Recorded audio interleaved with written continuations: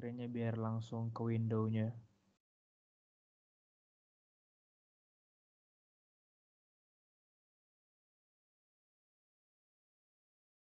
Screen aja langsung ya. Kelihatan nggak guys? Kelihatan nggak? Oke teman-teman, kenalin sekali lagi aku David Seringoringo dari Biomedik 21. Di sini akan membantu Zoe buat bahas soal-soal diktat UTS Kimia. Kiranya teman-teman bisa melihat. Juga nanti boleh ditanyain ya. Cegat aja, maksudnya potong aja kalau lagi bingung gitu. Langsung aja dipotong kalau lagi bingung. Ini bang, misalnya ini maksudnya apa sih bang? Supaya nanti nggak makin bingung ke bawah-bawahnya gitu teman-teman. Jadi langsung aja dibilang, oke? Aman kan? Oke, aku anggap aman ya. Oke, langsung masuk aja ya. Aku dikasih paket soal 1 soal tes kimia dasar tahun 2022. Nah, di sini kita langsung aja masuk ke soal yang pertama. Sebuah pabrik memproduksi urea dengan senyawa NH2CONH2 dengan cara mereaksikan amonia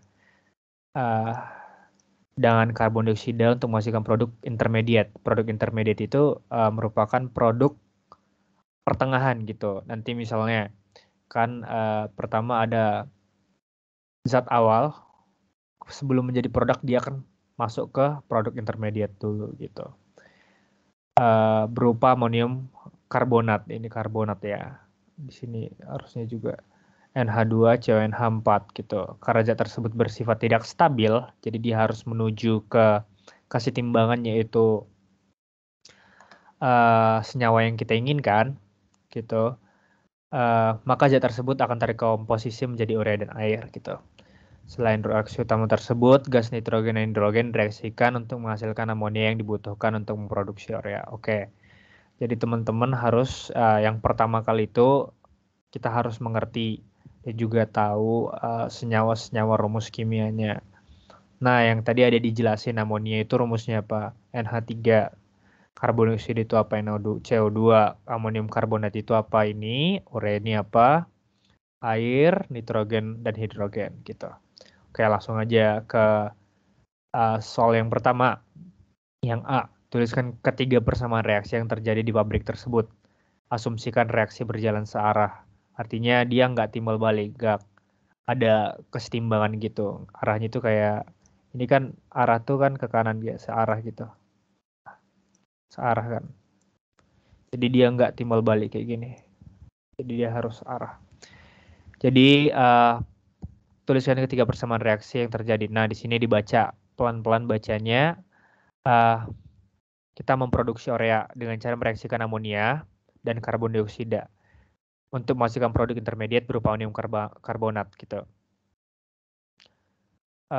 Jadi amonia dan karbon dioksida. Jadi direaksiin. Jadi pertama amonia. Pertama kita harus tahu amonia dulu. Kita tulis amonia, kemudian karbon dioksidanya menghasilkan ini. Gitu. Nah, next kita harus setimbangin gitu. Setimbangin semuanya dengan cara apa? Ya udah pada tahu lah gimana cara ngestimbanginnya ya kan. Jumlah N-nya berapa, hanya berapa. Ini bisa dicoba-coba juga kok. Ada banyak cara buatnya gitu. Jadi ini tinggal masukin ke question di depannya. Kemudian dibaca lagi, karena zat tersebut bersifat tidak stabil, maka zat amonium karbonat ini akan kembali terdekomposisi menjadi urea dan air gitu. Urea terbentuk urea dan air gitu. Urea dan air yang kita dapat dari rumus yang sebelumnya gitu, urea dan air. Nah, tadi dijelasin bahwa ada produk intermediate atau produk pertengahan. Produk pertengahan itu adalah zat sebelum terbentuknya produk gitu. Jadi inilah bentuk aslinya gitu. Lihat ini ada 2 garis persamaan pertama. Persamaan pertama itu untuk membentuk amonium karbonat, persamaan kedua itu untuk membuat urea dan air gitu. Urea dan air. Nah, kan produknya ini urea nih. Iya kan? Tapi ada zat namanya amonium karbonat. Inilah yang disebut sebagai produk intermediate gitu teman-teman. Jadi dia belum yang kita inginin gitu. Oke. Udah tinggal dapat. Kemudian ada di sini selain reaksi utama itu ada ini dua tadi. Terbentuk ini reaksi utama yang ini. Kemudian gas nitrogen dan hidrogen direaksikan untuk menghasilkan amonia yang dibutuhkan untuk memproduksi urea gitu. Jadi kita nitrogen dan hidrogen direaksiin untuk menghasilkan amonia. Jadi terbentuk aja hal ini gitu. Nah, bentar ya.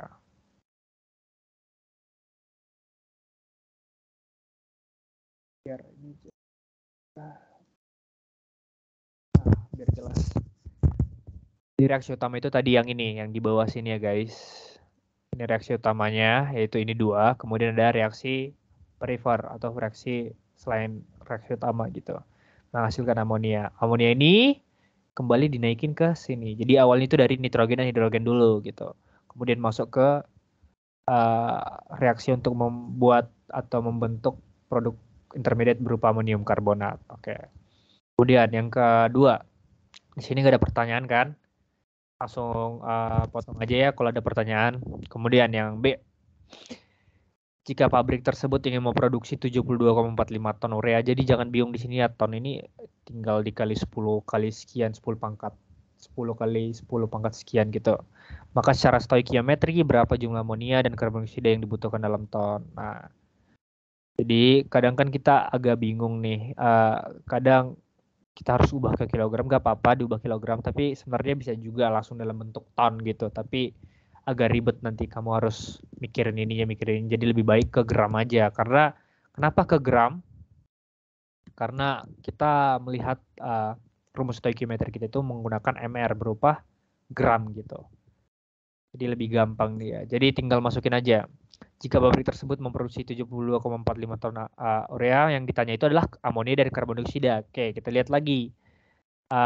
Amonia dari karbon dioksida itu di mana gitu. Nah, yang diketahui itu tadi apa? Yang diketahui itu tadi urea. Urea itu adalah ini ya urea guys ya. Kemudian berapa jumlah amonia? Amonia itu malah di sini. Jadi caranya itu kan kita udah tahu nih nilai dari sininya nih, dari ureanya.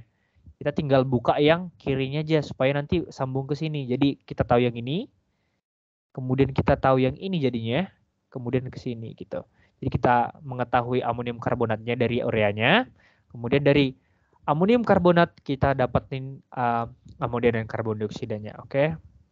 Nah, langsung aja ya. Kita masukin dulu masanya. Masa dari ureanya itu sekitar 72,45 juta gram gitu. Kemudian MR-nya udah tahu lah ya.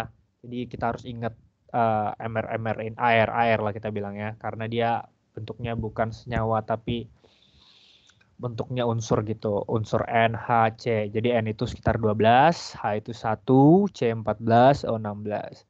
Jadi harusnya udah pada ingat gitu kalau mau ujian gitu. Sekitar, jadi kalau ditambahin air-airnya ini kemudian terbentuk MR berupa jadinya jumlahnya sekitar 60 gitu. Kemudian molnya udah pada tahu rumusnya kan, N itu sama dengan M per MR gitu. Jadi tinggal masukin aja masanya gram dalam MR ya 60. Jadi sekitar 1,2 juta mol gitu. Kemudian kita masukin ke rumus yang tadi yang di atas, yang ini.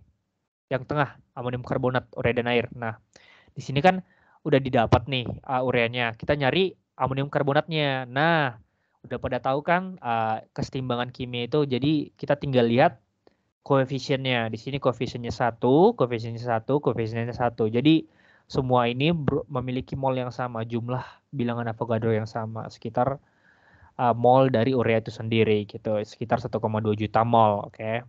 Tadi dalam bentuk ton ya guys. Kemudian kita naikin lagi untuk mendapetin amonia dari karbon dioksidanya. Tadi kan kita udah dapat nih amonium karbonat di sini nih. Kemudian kita reaksiin lagi ke bagian yang amonia dan karbon dioksidanya. Nah, kita tulis lagi nih gimana persamaannya. Nah, ada dapat nih amonia dan karbon dioksidanya. Nah, di sini mol amonia ini memiliki koefisien 2 bukan 1 kayak tadi kan kita dapat koefisien ini 1 nih. Di sini dapat 1. Di sini ya. Kita pisahin ya guys. Ini kita hirauin aja yang bagian yang di sini. Kita hirauin ya. Kita langsung masuk ke sini aja. Nah, di sini molnya koefisiennya 1 nih. Di sini 2 gitu ya. Nah, tinggal kita kali 2 karena di sini jumlahnya 2 seperti biasa koefisien. Nah, dari mol urea tersebut 1,27 tinggal dikali 2 sekitar 2,4 juta mol. Nah, untuk mengetahui masanya tinggal kita ubah lagi tadi N sama dengan MR, kemudian masanya itu jadinya N per MR gitu. N dikali MR gitu masanya. Nah, dapat molnya, masanya tinggal mol dikali MR-nya. Nah, 2,4 juta dikali 17. MR-nya tadi 17 ya. Sekitar 41 juta gram yang diubah ke ton jadi 41,55 ton gitu. Nah, untuk karbon dioksidanya ini koefisiennya 1 sama dengan yang ureanya. Jadi gak usah diapa-apain, tinggal dikali 1 aja. Ini sebenarnya dikali 1 gitu sama. Nah, dapat 1,207 juta mol dengan MrCO2 itu berupa sejumlah 44. Kemudian dikaliin untuk dapetin masanya. Kemudian dapat masanya nih. Masa itu 53,13 ton. Oke, nggak ada pertanyaan kan? Kalau ada pertanyaan langsung dipotong aja ya teman-teman. Oke. Kak, izin bertanya, Kak. Oke, apa? Tegar. Ini kenapa yang kalau misal NH2CO NH4 ini kenapa harus pakai yang NH4 ya, Kak ya? Kenapa nggak yang NH2 gitu? Karena Apa dia NH4? yang kalau keterangan di soalnya kan ini rumusnya menggunakan mol NH2CO NH4 ya gitu, Kak. Mungkin karena sama gitu ya. Maksudnya karena molnya sama gitu, Kak, sama yang NH2CO NH2. Molnya sama. Maksudnya Iya, kamu bilangan nanyanya iya kok jumlahnya koefisiennya molnya. gitu, Kak. Iya, Iya, koefisien. koefisiennya Benar. kan karena sama gitu ya. Iya, koefisiennya. Kita melihat koefisiennya. Stoichiometry itu berdasarkan koefisien. Nah, gini teman-teman. Nah, misalnya ini 2 nih. Ya tinggal kita kali 2 dari yang 1. Misalnya diketahui yang NH3 nih. Misalnya NH3 itu sekitar 4 mol. Nah, ureanya itu berapa gitu. Ureanya itu sekitar berapa? 1/4 dari NH3 gitu. Jadi kita tinggal kaliin berdasarkan stoichiometrinya. Jadi misalnya NH3 itu sekitar 4 kan. Ini 2, koefisiennya 2 nih. Koefisiennya ini 1. 4 mol nih. Jadi berapa ureanya? Sekitar berapa? Setengah dikali 4 mol. Karena di sini 1, di sini 2 yang diketahui NH3-nya. Jadi sekitar berapa? 2 mol. Kayak gimana Tegar? Oke, Kak, makasih. Oke, oke. Bagus Tegar. Kalau ada yang nanya, langsung aja tanya ya. Gak usah pada malu-malu. Ntar jadi pusing sendiri waktu UTS-nya. Oke, kita lanjut yang C gitu. Berapa jumlah gas nitrogen dan hidrogen yang dibutuhkan dalam ton untuk memproduksi amonia yang dibutuhkan dari poin B? Nah, kita tadi dapat dari poin B nih. Poin B itu berupa amonia dan karbon dioksida. Nah, amonia dan karbon dioksida dapat, amonium karbonat dapat, kemudian kita ditanyain nitrogen dan hidrogennya. Nah, nitrogen dan hidrogen itu kita dapat dari sini. Dari NH3-nya. Nah, tadi karena gas nitrogen dan hidrogen itu menghasilkan amonia. Amonia itu digunakan untuk membentuk amonium karbonat. Jadi kita cari pakai amonia yang udah kita dapetin sebelumnya gitu. Nah, amonia yang kita dapetin sebelumnya itu sekitar 41,55 ton. Atau berapa mol tadi? Molnya itu sekitar 2,4 juta mol. Oke. Sorry guys. Aduh. Bet. Nah, oke langsung masuk aja ya. Nah, tadi didapat NH3 itu sekitar 2,4 juta mol kan. Nah, tadi yang ditanyain Tegar. Nah, ini sekarang kita yang diketahui yang 2 nih, yang 2 mol. Nah, yang mol NH3 itu sekitar 2,415. Yang ditanya itu mol nitrogennya. Nitrogennya nih. Nitrogen itu berapa dari NH3-nya? Itu setengah kan? 1/2 gitu. Jadi di sini ada sekitar 1 mol, di sini 2 mol. Perbandingannya 1/2. Jadi tinggal 1/2 dikali mol NH3-nya. Nah, sekitar 1,27 juta mol. Dengan MRN2 itu 28 karena yang ditanya itu jumlahnya, beratnya dalam ton gitu. Tinggal dikaliin aja. Seperti biasa mol dikali MR, dapetin MRN2 ini MRN2, oke. Kemudian didapat sekitar 33,81 ton. Oke. Kemudian H2-nya. Nah, di sini koefisiennya 3. Nah, yang diketahui itu NH3. Jadinya berapa banding berapa? 2 banding 3 dari NH3-nya. Karena lebih gede kan bilangan yang ini jadi 2/3-nya gitu. Jadi sekitar 2/3 dari 3/2. Lebih gede yang H2. Sorry guys. Biar aja salah. My bad. Yang ditanya itu H2 kan, yang lebih gede H2 dong, yang pastinya nggak mungkin 2/3-nya, sedangkan yang lebih gede itu H2 gitu. Jadi 3/2 dikali NH3-nya, karena lebih gede, ini lebih kecil, ini lebih tengah, ini itu kayak konsepnya doang sih aku nggak tahu, tapi nggak tau lah gimana perbandingannya. Ini perbandingan ya guys, maksudnya ini 1/3 banding 3 banding 2 gitu, perbandingan semuanya. Jadi 3/2 dari RH3 sekitar 3,6 juta mol. Nah, di sini tadi ada N2, harusnya itu H2 ya guys. Dimana mol AMRH2 itu sekitar 2, tadi H itu 1. Jadi kalau H2 itu jadinya 2 gitu. Jadi didapat nilai sama 7,24 ton gitu. Jadi dia dapat massa nitrogen dan hidrogen. Oke. Ada pertanyaan teman-teman? Oke. Kayaknya nggak ada ya. Oke, langsung masuk ke yang D. Nah, di sini agak susah nih, bahasanya doang yang susah. Jika ternyata conversion rate amonia menjadi amonium karbonat, nah kita lihat amonia menjadi amonium karbonat tadi, amonia menjadi amonium karbonat. Amonia menjadi amonium karbonat. Ternyata 70%. Jadi yang kita dapat itu ternyata 70% dari yang sebenarnya gitu. Yang kita dapat adalah 70% yang kita dapat. Jadi 70% ini nilai yang udah kita dapat sebelumnya, oke? Maka berapa jumlah amonia yang harus ditambahkan agar urea yang dihasilkan tetap 72,45 ton gitu. Dijelasin asumsinya conversion rate di konsumsi amonium karbonat tetap 100%. Jadi ini tetap 100% ya guys. Yang amonium karbonatnya yang ditanya itu tadi ini 70% ternyata gitu. Jadi karbon iso digunakan dalam reaksi pembentuk amonium karbonat berlebih. Maksudnya apa? Supaya jumlah ininya kita abain gitu. Karena kita dapat gunain berapa aja gitu, mau sedikit mau banyak bisa digunain gitu, nggak akan berpengaruh karena kan ada pembatasnya gitu ya, pembatas itu berupa amonia gitu. Oke, langsung masuk aja. Jadi gimana maksudnya gitu. Nah, tadi yang kita dapat uh, amonia menjadi amonium karbonat itu 70%, amonium karbonat itu 70% ternyata. Jadi nilai yang sebenarnya itu yang kita dapat itu 1,227 1,2 juta mol gitu. Jadi yang harusnya kita dapatin itu sekitar 100/70 gitu. Yaitu sekitar 1,7 juta mol yang seharusnya kita dapat. Karena konversinya 70%. Jadi harusnya 1,7 lebih gede harusnya. Malah 70% doang kita dapat. Yang kita cari itu 100% gitu. Nah, kita masukin lagi ke rumusnya yang ditanya itu apa? Berapa jumlah amonia yang harus ditambahin gitu. Amonia yang harus ditambahin, NH3-nya yang harus ditambahin. Nah, udah dapat nih karbonatnya berapa? 1,725. Jadi kita ulangin. Jadi berapa sebenarnya amonia yang kita dapat harusnya, yang kita gunain berapa harusnya gitu. Nah, kita gunain jumlah mol yang baru. Jadi bandingnya 1/2, 2 banding 1 gitu. Jadi tinggal dikali 2 nih, 1,7-nya. 1,7 jutanya, sekitar 3,45 juta mol amonia dengan amonia 17. Jadi sebenarnya berapa nih yang harus kita tambahin? Nah, kita dapetin sebelumnya NH3 itu berapa? 2,415.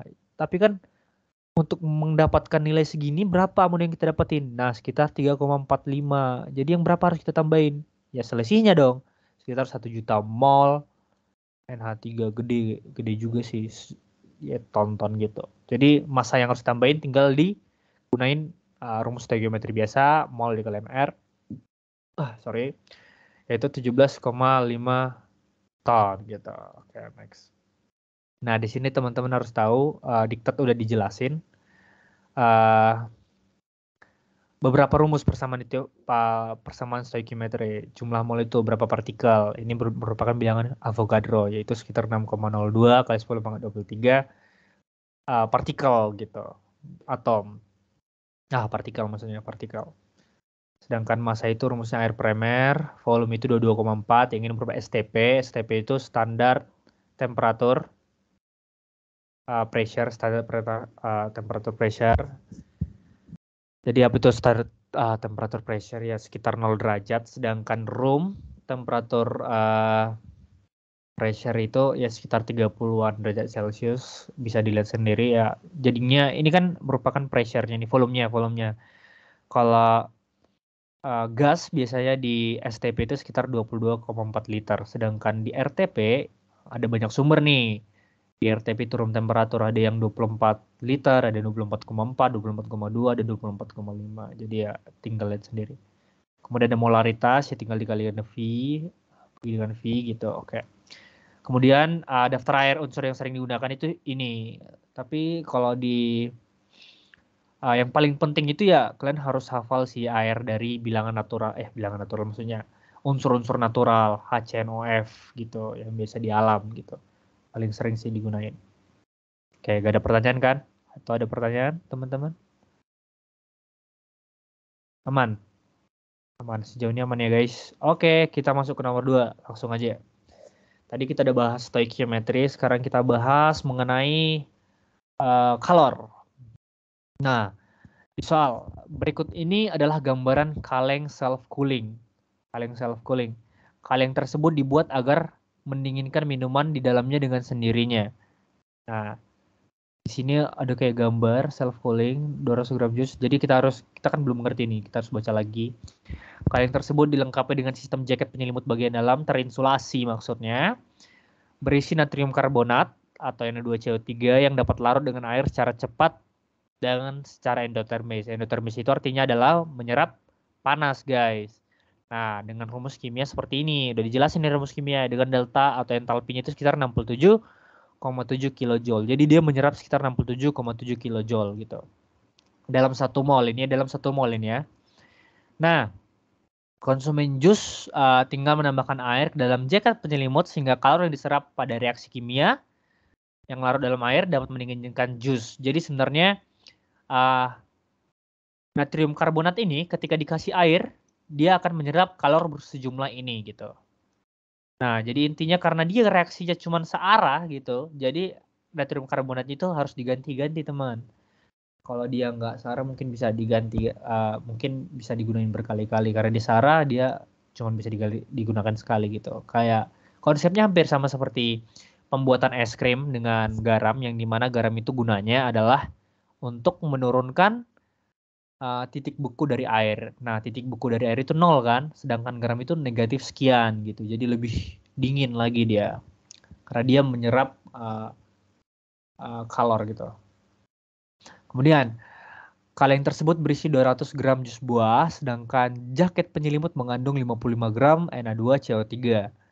Kemudian 100 gram air harus ditambahin ketika ingin mengkonsumsinya. Jika suhu awal kaleng dan air ditambahin adalah 30 derajat Celcius pada saat musim panas, berapa suhu terdingin yang didapat oleh jus. Kaleng sendiri memiliki kapasitas kalor 40 derajat Celcius, joule per derajat Celcius. Asumsikan larutan natrium karbonat dan jus memiliki kalori jenis sebesar 4,18 joule per gram derajat Celcius. Nah, ini dijelasin nih tips kerjakan soalnya dengan cara pengerjaan kalorimeter. Maksudnya apa? Kita menganggap kaleng self cooling ini merupakan kalorimeter, yang dimana kaleng itu merupakan kalorimeter dan cairan di dalam itu merupakan zat ataupun senyawa yang kita gunain. Gitu. Nah, yang pertama kita harus membuat diketahuinya semua guys. Nah, ini merupakan diketahuinya, dapat M-jus, MH2O, karbonat. Suhu pertama tadi jelasin, jika suhu awal kaleng yang ditambahin 30 derajat Celcius. Jadi T0 itu T1-nya sekitar 30 derajat Celcius dengan C air. C air itu sekitar 4,184 dan C kaleng itu harusnya 40 joule per derajat Celcius ya. Ini harusnya 40 joule per derajat Celcius ya, teman-teman. Nah, dari sini kita harus tahu ada konsepnya transfer energi panas. Jadi Transfer energi panas itu merupakan perpindahan energi panas dari suatu tempat ke tempat lainnya yang mempunyai perbedaan suhu atau temperatur. Kalau teman-teman biomed pada tahu kayak misalnya gradien ini, gradien proton ataupun gradien keasaman ataupun gradien elektron gitu. Jadi kan harusnya perbedaan itu mencapai equilibrium gitu. Jadi suhu juga sama, yang mencapai equilibrium. Jadi hampir semua senyawa kimia memiliki kemampuan untuk menyerap dan melepaskan energi panas. Oke. Jadi perpindahan energi panas itu dibagi menjadi 3. Yang pertama open system. Nah, open system ini dia hampir semuanya lepas ke environment ataupun ke lingkungan gitu. Energi panasnya dan juga masanya pindah ke lingkungan gitu. Contohnya apa? Masa cairan dalam sistem berkurang akibat penguapan cairan yang memanas gitu, kayak kalian mendidihkan air, memasak air gitu. Panas keluar, uapnya juga keluar dari sistem gitu, dari ke lingkungan. Kemudian ada closed system. Closed system ini energinya keluar gitu, tapi masanya tetap gitu. Contohnya apa? Misalnya di Tupperware, tempat minum kalian, Tupperware misalnya. Nah, ketika kalian baru membawa Tupperware kalian pagi-pagi misalnya, membawa Tupperware yang isi air panas nih, nggak kalian minum, nggak kita minum misalnya, nyampe pulang dari kuliah atau sekolah ataupun kemana gitu, tiba-tiba dingin. Nah, apakah air yang di dalam Tupperware itu berkurang? Tentunya tidak, tapi suhunya keluar gitu, kalori yang di dalamnya itu keluar. Jadi energi panasnya itu keluar, transfer energinya itu keluar, tapi masanya tidak. Sedangkan isolated system yang dimana dia berada dalam ruang terisolasi, insulasi gitu. Jadi energinya itu tetap di dalam, cuman terjadi perputaran di dalam gitu, kayak mesin Carnot. Teman-teman pada tahu mesin Carnot. Jadi perputaran energi itu tetap di dalam gitu. Dan masanya juga tetap di dalam. Oke. Nah, dijelasin juga bahwa botol kaleng atau termos yang ada dalam gambar merupakan yang isolasi. Jadi tidak terjadi pertukaran energi panas ataupun massa. Bisa dikatakan bahwa energi yang dikeluarkan oleh reaksi sistem akan diserap kembali. Jadi keluar masuk gitu. Jadi tetap di dalam. Nah, asas Black itu sehingga asas Black itu berlaku yang dimana asas Black itu berbunyi pada pencampuran dua zat, banyaknya kalori yang dilepas oleh zat yang suhunya lebih tinggi sama dengan banyaknya kalori yang diterima oleh zat yang suhunya lebih rendah. Jadi pertukaran kalor mereka itu setara gitu, setara. Yang berbeda itu adalah suhunya dan kalor jenisnya gitu. Kalornya itu sama semua, kalor jenisnya beda dan suhunya beda gitu. Kemudian pada kasus ini kita tahu bahwa apabila air ditambahin dengan natrium karbonat, maka reaksi akan mendinginkan sistem karena dia menyerap kalor. Kalor itu berupa panas, sehingga diasumsi bahwa kalor yang dilepas oleh jus dan air serta kaleng akan sama dengan kalor yang diterima oleh reaksi. Nah, kita masukin rumusnya seperti biasa. Ki terima sama dengan Ki lepas. Yang dimana Ki kaleng tambah Ki cairan sama dengan Ki reaksi. Nah, Ki kaleng itu rumusnya apa? Seperti biasa, MC delta T. Mana M itu yang digunakan M total. Kenapa M total? Karena Ki kaleng itu melekat pada semua jenis bidangnya. Mulai dari airnya, mulai dari jusnya, mulai dari natrium karbonatnya, mulai dari kalengnya gitu. Jadi semuanya melekat gitu. Dengan C air dikali delta T ditambah dengan C kaleng dikali delta T gitu. Kemudian ke reaksi itulah negatif delta H entalpi dikali natrium karbonatnya gitu. Ini merupakan rumusnya. Kenapa negatif delta H? Karena dia tadi melepas. Sekarang kita kayak menggunakan menetralin gitu, menetralin supaya ini kayak dimutakin gitu supaya kita bisa lihat nilainya gitu. Nah, kita masukin semuanya M total itu sekitar 355 gram. Dengan MnA2CO3 sekitar menggunakan rumus M per MR dapatnya sekitar 0,52 mol, maka masukin semua rumusnya. Nah, masukin semua rumusnya dapat. Tadi C kaleng yang di atas itu salah ya teman-teman, bukan 4,18 tapi 40 Joule per derajat Celcius dikali delta T. Kemudian tadi di sini ada delta H kan? Di sini delta H nih. Delta H ini digunain tadi udah dijelasin untuk 1 mol Na2CO3. Nah, yang kita dapat itu berapa mol Na2CO3? 0,52 mol Na2CO3. Jadi kita tidak menggunakan sejumlah ini karena ini 1 mol. Nah, tinggal kita kali ini 0,52 mol. Nah, dapatlah sekitar sekian gitu. Nah, dapat masukin nilainya, masukin nilainya. Nah, yang sisa itu merupakan ini bukan X ya, dikali 7,7 dikali 10 pangkat 3 joule dikali 0,52 mol. Kemudian yang didapat itu variabel delta T. Variabel delta T itu sekitar negatif 23,08 derajat Celcius. Nah, tadi suhu pertama didapetin apa? Suhu awal itu 32 derajat Celcius. Supaya kalian tidak bingung, ya kita ingat tadi dijelasin dia pendingin, jadi dia harus berkurang gitu. Nah, kalau kalian kan sering bingung nih, kita ini sering bingung di sini. Jadi kita lihat aja nih, ternyata mengurangin Hulu harusnya lebih rendah dong nilainya, bukan lebih tinggi gitu. Nah, didapat lah nilainya sekitar, kita kurangin nih. Nilai awalnya tadi 30 derajat Celcius dikurangi dengan delta T-nya 23,08 derajat Celcius. Jadi dapat T akhir itu sejumlah 8,92 derajat Celcius. Oke, apakah ada pertanyaan teman-teman? Bang mau nanya, Ya,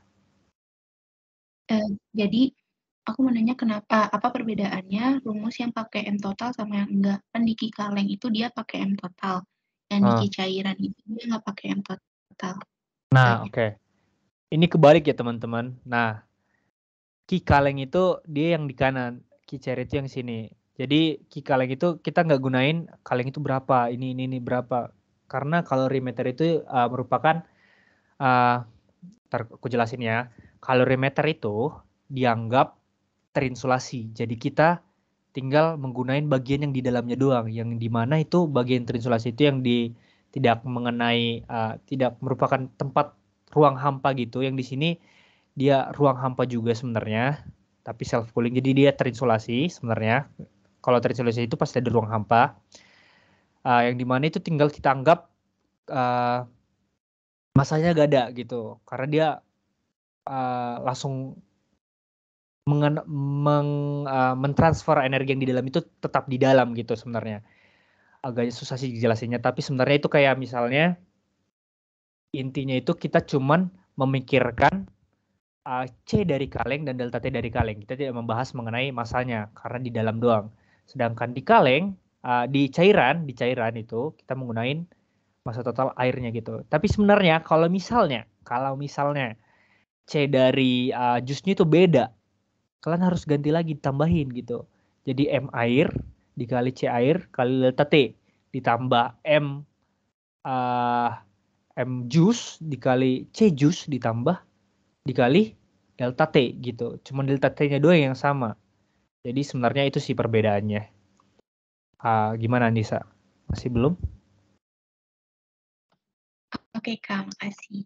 Oke, ada kata teman-teman yang masih belum mengerti? Jangan Kak, aku mau nyesel. nanya. Oke. Kalau misal itu berarti nilai delta H-nya itu kan 67,7 kilojoule gitu, Kak. Itu berarti Ya. berlakunya untuk 1 mol atau per koefisien Na2CO3, Kak? Nilai Nah, delta H itu. tadi aku jelasin di sini delta H ini yang udah jelasin dimanapun dia secara internasional SI. Jadi kalau dibuat kayak gini bentuknya, delta H yang di sini itu digunakan untuk 1 mol gitu. Dan biasanya ini koefisien yang di sini itu selalu 1 gitu. Tidak pernah 2. Dijelasin oleh di sini. Jadi kalau misalnya di sini 2 Na2CO3, di sini 67,7 misalnya. Oke, di sini 2, di sini 67,7. Jadi kamu harus bagi 2 ini. Karena dia yang dicari 1 mol gitu. Tapi yang di sini kita dapat sekitar 0,52 mol gitu. Kalau misalnya di sini 2 tadi, kita jadinya bagi 2 lagi dong ini. Jadi 67,7 bagi 2 dikali 0,52 mol gitu. Karena di sini udah dipastiin dia 1 mol. Biar jangan sulit selanjutnya gitu. Karena di sini 1 mol kita tinggal memastiin. Misalnya di soal itu ada 2 mol, 10 mol, 3 mol, 4 mol tinggal dikaliin dengan yang 1 mol gitu. Gimana Tegar? Oke, Kak. Oke. Apakah teman-teman ada lagi? Jangan nyesel loh. Gak usah malu-malu. Oke. Kayaknya nggak ada lagi deh. Oke. Aman kan teman-teman? Oke. Kayaknya boleh dilanjut dengan Zoe deh. Thank you ya teman-teman. Oke.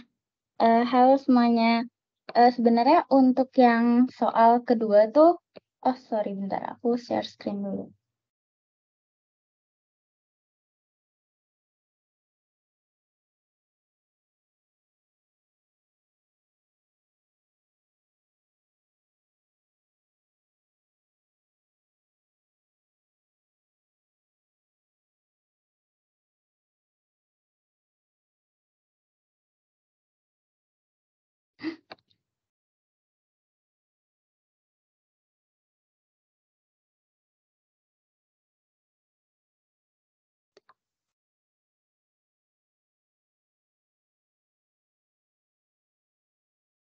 Sebentar.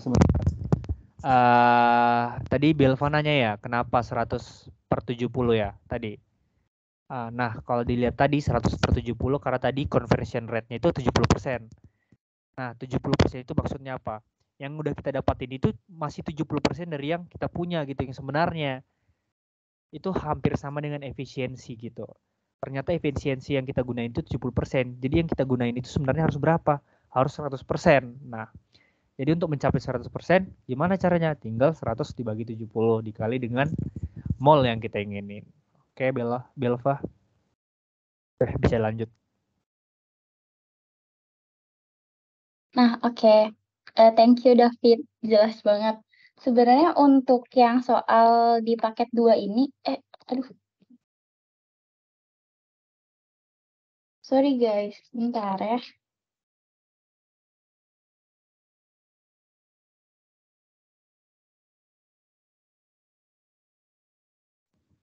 Maaf, Bang Nafis boleh nanya lagi nggak? Oh, boleh. Yang soal nomor 2. Soal nomor 2, kenapa? Ini kenapa min delta H ya? Min delta H. Kenapa pakai min delta H ya? Iya, padahal kan di persamaannya kan iya, delta H. Nah, di rumus ya, oke.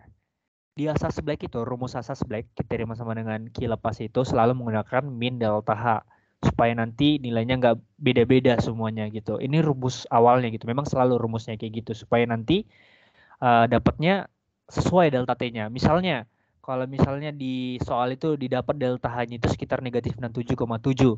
Rumusnya tetap negatif delta H. Jadi negatif 67,7 nih kan yang di soal. Rumusnya tadi negatif delta H. Yang didapat itu nanti delta H yang di kanan itu jadinya positif. Jadi dia selalu rumusnya kayak gini ya teman-teman. Oke, apakah sudah menjawab kira-kira? Udah Bang, makasih. Oke.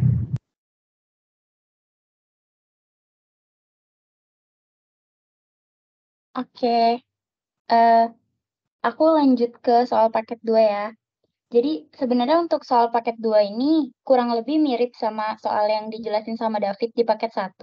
Cuma mungkin bahasanya agak lebih kompleks sih dibanding yang ada di paket 1. Tapi pengerjaannya kurang lebih sama. Nah mungkin karena bahasanya agak kompleks, jadi aku bakal jelasin dulu dari pertanyaannya ya teman-teman. Nah ini untuk yang nomor 1, jadi kita harus baca benar-benar kayak dipahami gitu. Nah, dalam proses dendrifikasi, jadi dendrifikasi itu apa sih? Dendrifikasi itu adalah proses ketika kita mereduksi nitrat menjadi gas nitrogen. Nah, nitrat tuh apa? Nitrat tuh ketika bentuknya itu kayak akseptor elektron. Kayak yang aku tulis ini NO3-.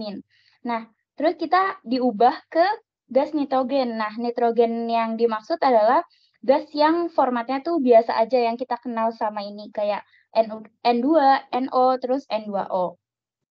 Nah, kemudian untuk metode yang digunakan yaitu adalah namanya activate sludge. Nah, ini merupakan metode yang melibatkan mikroorganisme aktif untuk menguraikan suatu zat. Nah, ini dijelasin nih. Reaksi yang terjadi adalah konversi ion nitrat menjadi gas nitrogen, yang mana itu adalah dendrifikasi.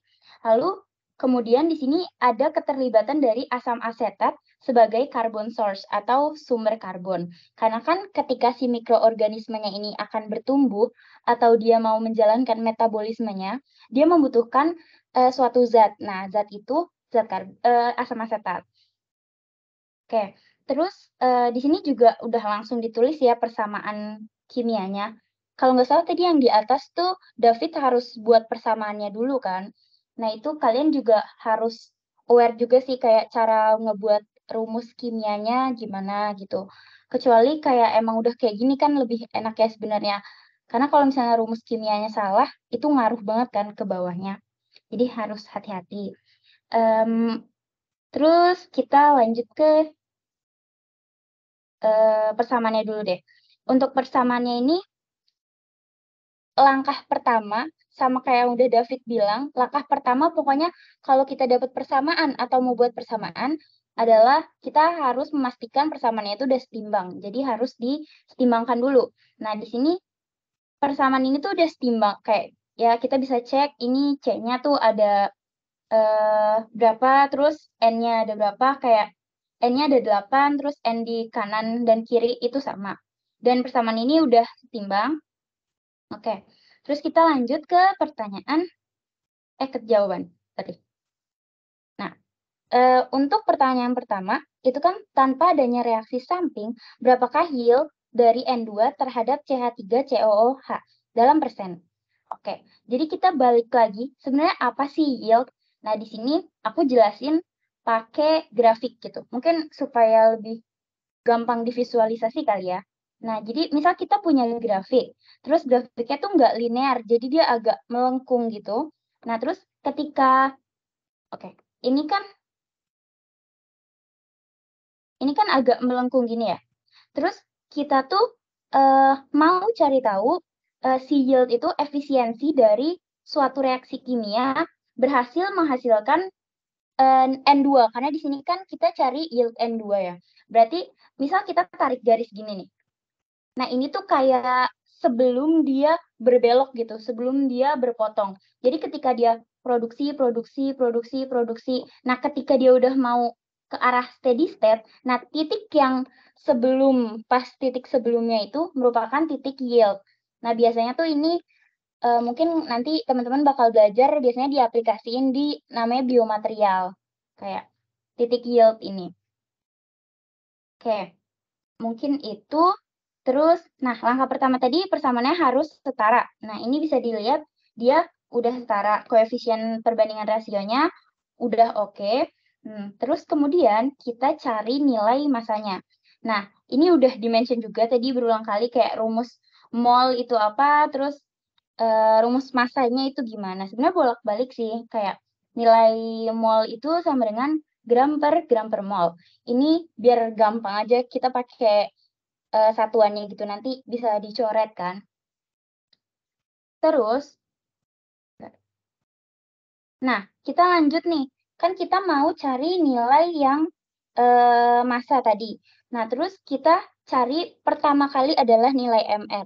David tadi bilang, setidaknya kita tuh harus tahu gitu nilai AR dari unsur-unsur yang umum gitu, umum ada di ujian. Nah, ini kayak N2 itu, N itu kan AR-nya 14 ya. Terus kita cari MR-nya, ya ini mungkin teman-teman juga udah hatam kali ya cara kayak gini, cari MR-nya gitu. Nah, tapi yang harus diperhatiin juga, itu biasanya tuh nilai AR itu kan kayak ada koma ya, kayak 14,03 gitu, atau kayak H tuh 1,01. Itu juga harus diperhatiin kalau misalnya si dosennya itu nggak meletakkan di soal gitu. Dan nanti itu bakal ngaruh ke angka penting. Ini balik lagi juga, kalian harus, pasti kan kalian udah melalui sampai UTS tuh lama gitu ya. Terus si dosennya ini tuh dia perhatiin banget angka penting atau enggak, karena ada beberapa dosen yang sangat memperhatikan angka penting, terus takutnya nanti malah ngaruh ke nilai kalian guys. Jadi harus hati-hati. Terus kita dapat nilai molnya, itu dari perbandingan rasio. Karena kan kita di soal ini nggak di-mention kan nilai molnya itu berapa. Jadi kita sulit gitu, dan kita malah mau nyari masanya gitu. Jadi nggak ada variabel yang sudah diketahui, makanya kita molnya dari koefisien. Koefisiennya ini untuk rasionya. Terus kita dapat yang N2 di sini. N2 kan ada 4 mol dianggapnya, terus CH3COOH itu ada 5 mol. Terus kemudian kita cari masanya. Masa N2, masa kan mol dikali MR. Jadi N2 28 dikali 4 sama dengan ya segini, 112 gram. Terus kita cari yang masa CH3COOH juga. Karena pembandingnya adalah kita kan mau cari yang yield N2 kan. Sedangkan yang senyawa utamanya itu adalah si CH3COOH. Makanya kita ngebandingin sama si CH3COOH. Terus jadi ini ada rumus yieldnya. Rumus yieldnya emang udah kayak gini dari sana. Jadi masa yang ditanya per masa pembandingnya dikali 100% atau masa yang ditanya per masa total. Nah, berarti masa yang ditanya itu pakai masanya si N2 kan. Masa N2 112 gram, terus per masa CH3COOH. Nah, itu 300 gram dikali sama 100%. Sama dengan 37,3%. Ini ya hitungan biasa sih. Terus kita udah dapet deh yield N2 terhadap CH3COOH itu sama dengan 37,3%. Nah, mungkin sampai sini teman-teman ada yang mau ditanyain dulu nggak dari soal ini?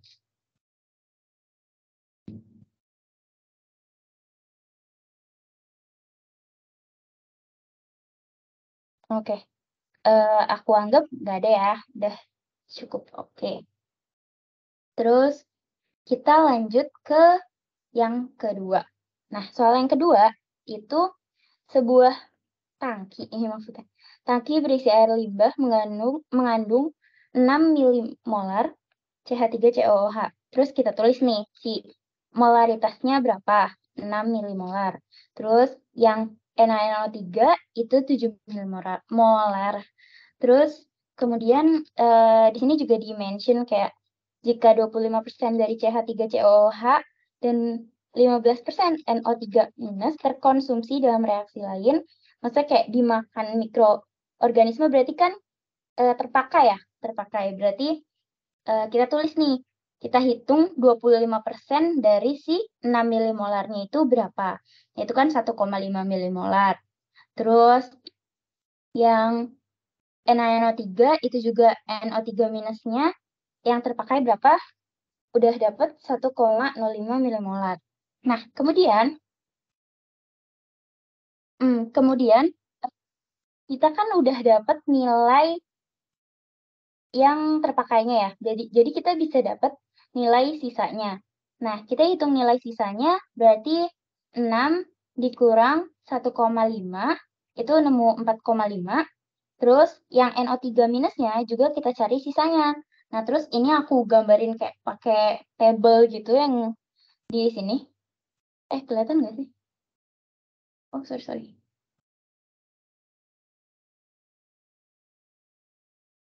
Nah, yang di sini, ini aku gambarin yang di sini, itu ya ini 6, terus dikurang 1,5, 4,5, terus 7 dikurang 1,05.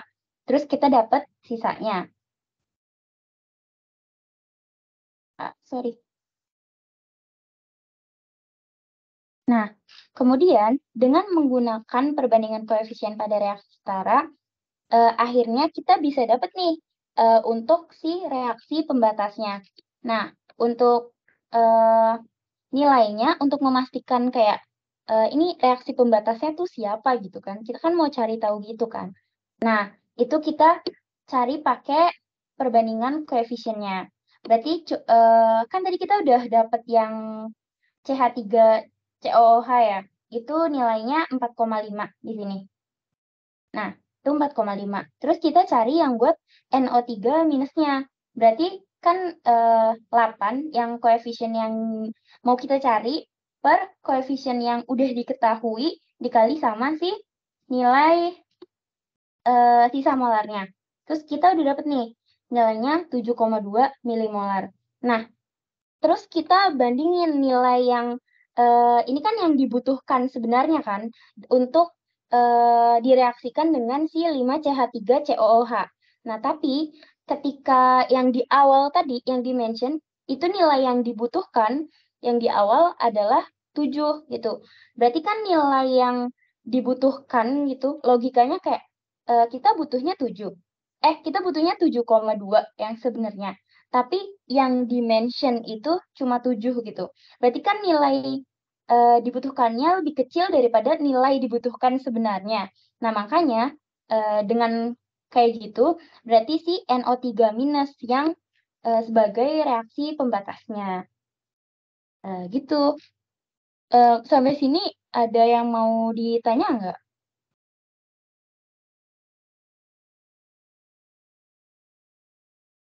Kamu nanya, kenapa dikalinya sama mol sisa?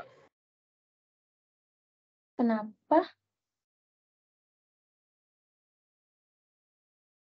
Oh, yang di 4,5 ya? Iya, Kak. Oh, karena kan jadi kita kan mau cari yang sebenarnya ya. Maksudnya kayak nilai yang dibutuhkan sebenarnya. Makanya kita pakai nilai yang sisa gitu. Gitu sih. Sorry, sebentar.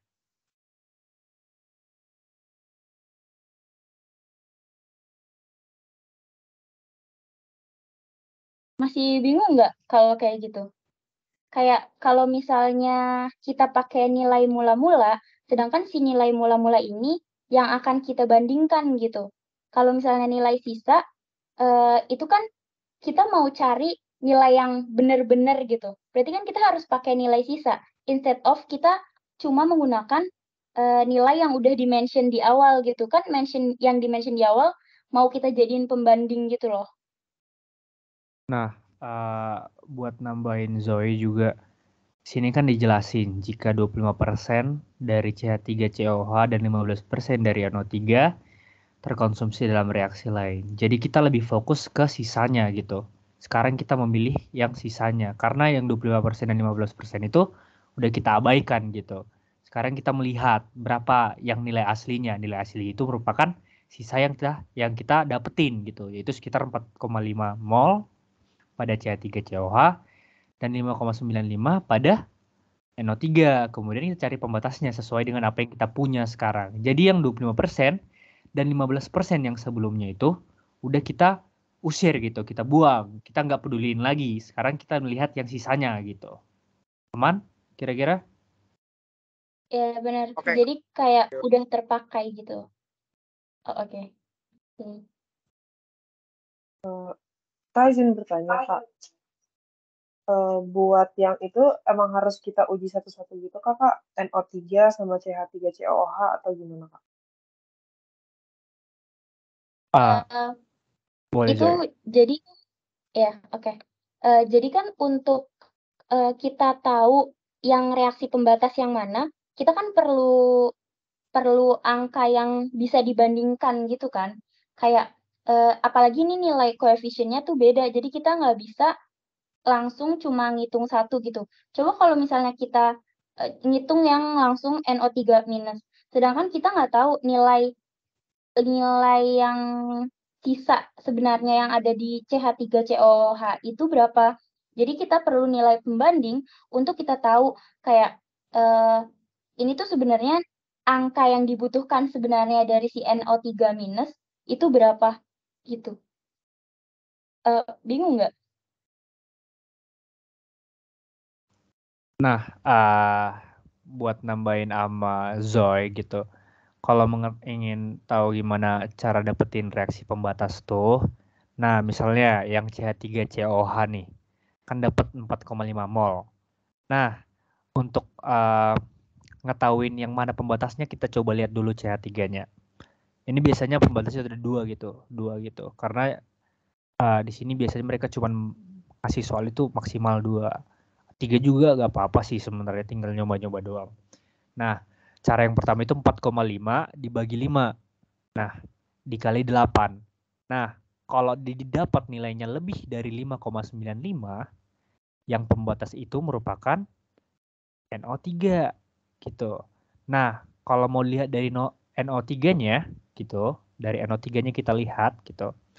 Nah, dapat 5,95 kita bagi 8 dikali 5.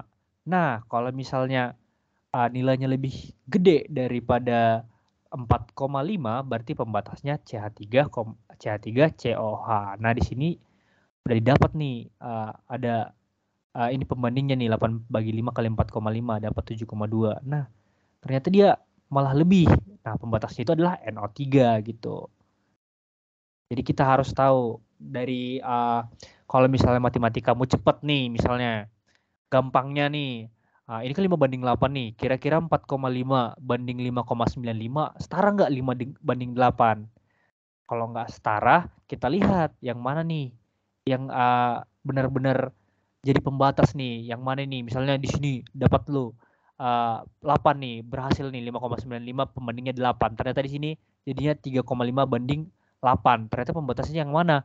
Ternyata pembatasnya jadinya yang 3,8 CH3COH gitu. Jadi sebenarnya lihat juga bisa sih reaksi pembatas dan sebagainya, tapi memang harus dicoba kalau memang benar-benar pengen tahu yang sebenarnya gitu. Kira-kira menjawab nggak? Udah menjawab, Kak. Makasih, Kak. Oke. Ada lagi?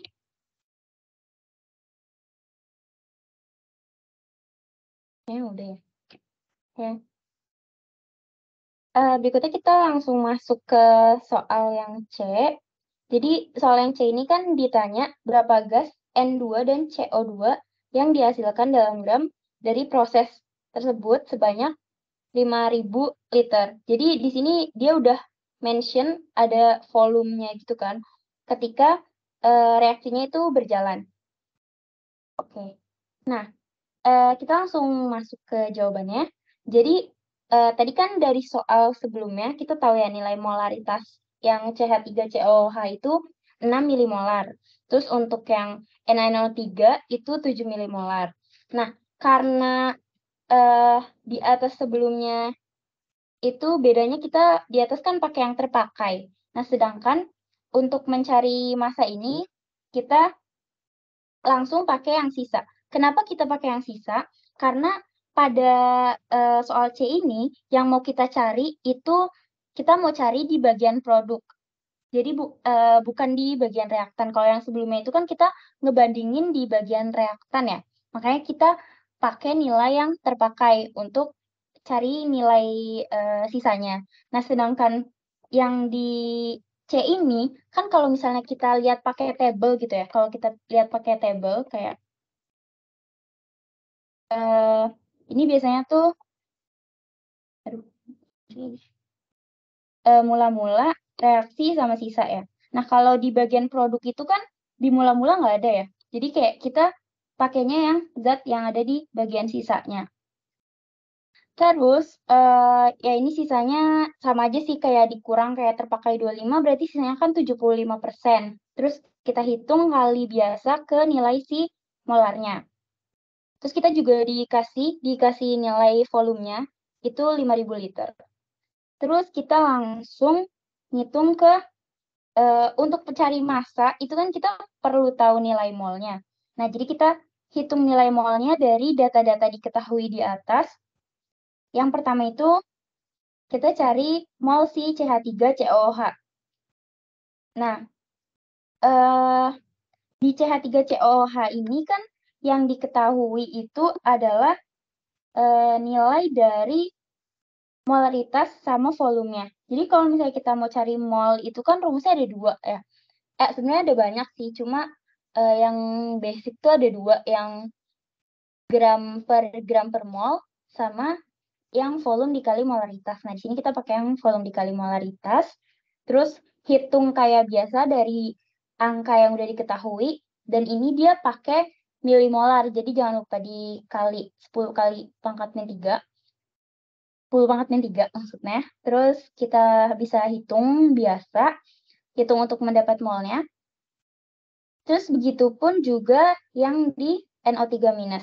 Kita langsung kali, terus kita dapat. Nah, untuk hitungan reaksi pembatasnya kita pakai yang tadi aku mention, yang pakai mula-mula, reaction sama sisa. Jadi buat mula-mulanya itu pakai nilai mol yang kita hitung tadi, yang di atas, terus kita masukin lah. Nah, terus kan tadi kita udah dapet ya informasi kalau si reaksi pembatasnya itu si NO3-. Berarti yang habis itu si NO3-. Terus langsung aja kita masukin. Nah, dengan tahu nilai si NO3-nya ini 29,75, ini kan koefisiennya 8, terus kita bisa cari pakai perbandingan rasionya juga, lagi yang pakai koefisien. Kayak ini untuk cari CH3COH itu 5/8 dikali 29,75. Nah, sampai kita dapat itu 18,6. Begitupun dengan yang ada di bagian produknya di sini. Terus kita hitung sama aja, terus kita kurang buat dapat nilai sisanya. Itu kita dapat 3,9 buat CH3COH dan sebagainya. Kita turunin aja sih kayak biasa dikurang. Nah, karena yang ditanya di soal ini adalah si masanya, berarti kan untuk cari massa kita perlu mol dikali sama MR ya. Untuk cari MR, pasti teman-teman udah hatam cari MR. Terus kita langsung kali aja. Untuk masanya mol dikali dengan MR. Nah, untuk molnya, ini kan N2 ya. Berarti ya dicari yang di sini, yang N2. Terus kita kali sama MR-nya, akhirnya dapet 16,5 gram. Terus yang CO2 juga caranya sama. Kita tinggal kali aja, terus dikali MR-nya, mol dikali MR. Terus kita dapat 1,636 gram. Mungkin gitu teman-teman. Ada yang mau ditanya nggak dari hitungan ini?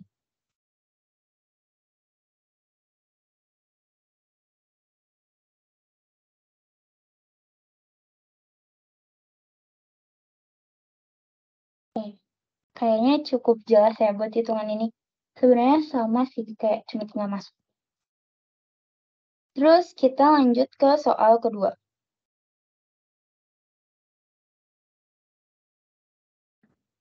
Untuk soal kedua, kayaknya lebih simpel sih dibandingkan soal sebelumnya yang nomor 2. Jadi ini ya sebanyak 50 ml larutan tembaga 2 sulfat 0,2 molar dituangkan ke cawan polistirena. Ini aku kasih keterangan aja, kayak polistirena itu polimer termoplastik atau kayak polimer sintetis dari monomer stirena. Ini teman-teman bakal pelajarin juga nanti pas biomaterial. Terus dari soal ini kita bisa dapat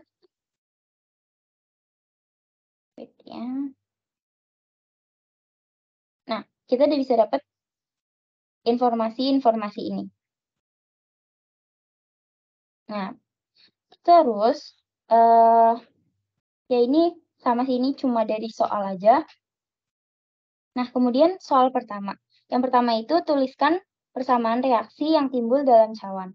Nah, ini sebenarnya lebih mudah karena kita tinggal dari teksnya ke persamaan reaksinya aja, kayak larutan tembaga 2 sulfat, kan dia kemudian dituangkan, ditambahkan ke dalam larutan itu serbukseng kan, berarti plus Zm, terus sampai nemu hasilnya gitu kan, sampai direaksikan. Nah, jangan lupa setelah kayak gini, itu disetarain. Nah, karena persamaan ini udah setara, jadi kita bisa lanjut.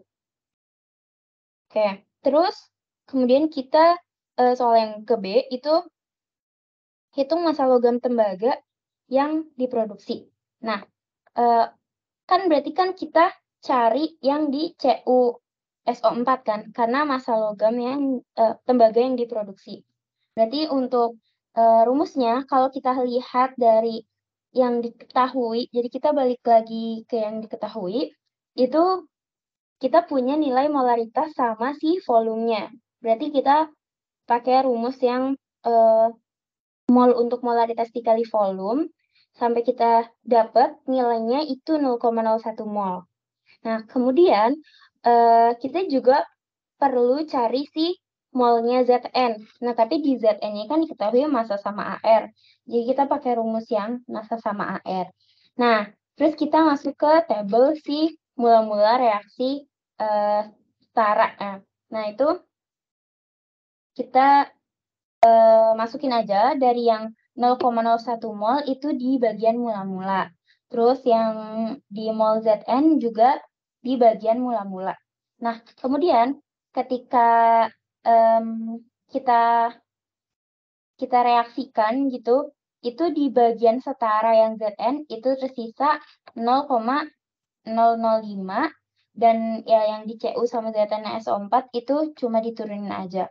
Nah, nilai ini tuh sebenarnya kayak kalau aku mikirnya dengan gampang gitu, yang lebih kecil itu pokoknya dia yang nilainya itu akan habis gitu loh, yang di bagian setaranya. Dan kan dia koefisien CuSO4 1, terus yang di Zn 1, otomatis kan sama ya. Jadi kayak ya udah langsung aja sampai kita dapat si nilai setara sisa yang ini. Nah, terus berarti massa Cu yang diproduksi itu 0,01 mol dari sini. Gitu guys. Sampai sini ada yang mau ditanya gak?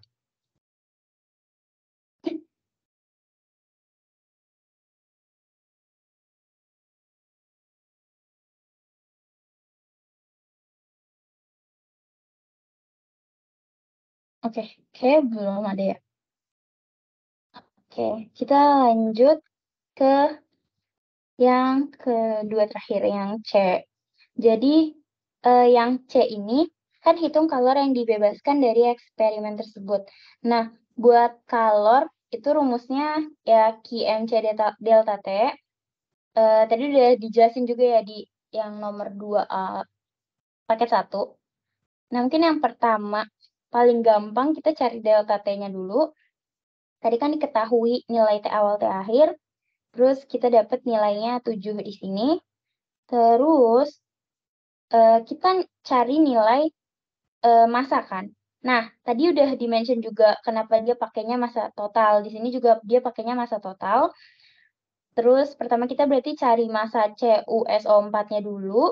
Yang mana itu mol CuSO4 dikali MR CuSO4. Terus kita dapat nilainya segini. Terus kita cari massa campurannya. Nah, karena si Zn ini udah langsung ada gitu, masanya kita nggak perlu ngitung. Jadi kita langsung tambahin aja buat dapat massa campurannya di sini. Nah, terus karena kita udah dapat nilai semuanya, jadi kita bisa langsung masukin ke nilai kalor MC delta T. Nah, nilai C tadi juga udah di-mention juga, itu sebenarnya depends, kayak tergantung dia tuh konstanta yang dipakai apa. Cuma karena di sini nggak di-mention, mungkin bisa diasumsikan kita pakai yang air yang 4,18 Joule per gram Celcius. Tapi kalau misalnya itu nanti ada di-mention gitu di soal, ya itu kalian bisa pikirin gitu dulu ya. Nah, terus kita hitung biasa ini MC delta T sampai kita dapat nilainya kalornya 75,93 Joule. Nah, mungkin sekalian ke bawah, kan untuk yang D itu perubahan entalpi, berarti kan delta entalpi, delta H. Nah, terus kita hitung rumusnya ini tadi sempat dijelasin juga rumusnya, kenapa dia kayak gini dan ada means, emang udah dari sananya. Terus, sebenarnya tadi tuh aku sempat lupa rumus yang hitung yang D ini gimana. Nah, kalau lupa mungkin ini biar gampang aja ya, ini delta H, itu kan nanti satuannya biasanya yang sering ditemui di persamaan kimia tuh Kj per mol ya. Nah, jadi Kj itu si kalornya, terus mol gitu. Terus jadi kita ya lebih gampang aja sih ingetnya kalau misalnya lagi lupa. Jadi inget dari satuan. Nah, terus kalau dari yang aku pahamin, di soal ini itu kan dia kalornya itu bakal dibebaskan kan dari soal yang C. Nah, berarti minus itu menandakan bahwa si reaksinya itu exotherm. Kalau misalnya dia positif, berarti dia endotherm. Terus untuk yang ini Ya, ini ada rumus-rumus juga, nanti kalian bisa temuin pas kalian udah dapat diktatnya. Ini sama aja. Sama kayak yang tadi di slide-nya David. Oke, mungkin sampai sini.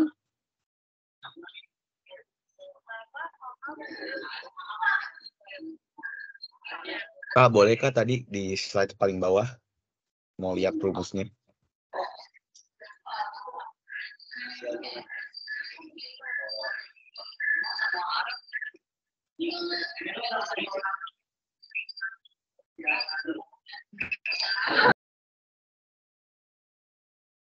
Oke Kak.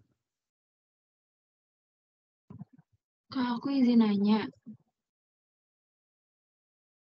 Iya.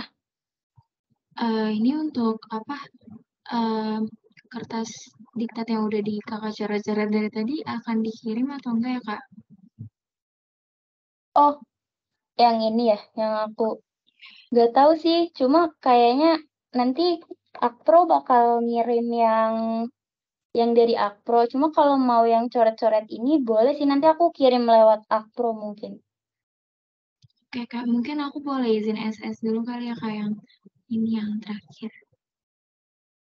Rumus ini ya? Bukan atas sedikit, atas yang kakak coret-coret. Iya.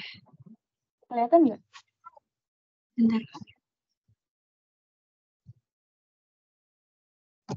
Udah. Makasih ya Kak. Udah. Iya.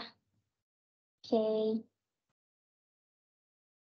Nanti untuk filenya minta sama Akpro kali ya. Mungkin segitu sih dari aku teman-teman. Ini udah nggak ada yang nanya kan? Atau gimana?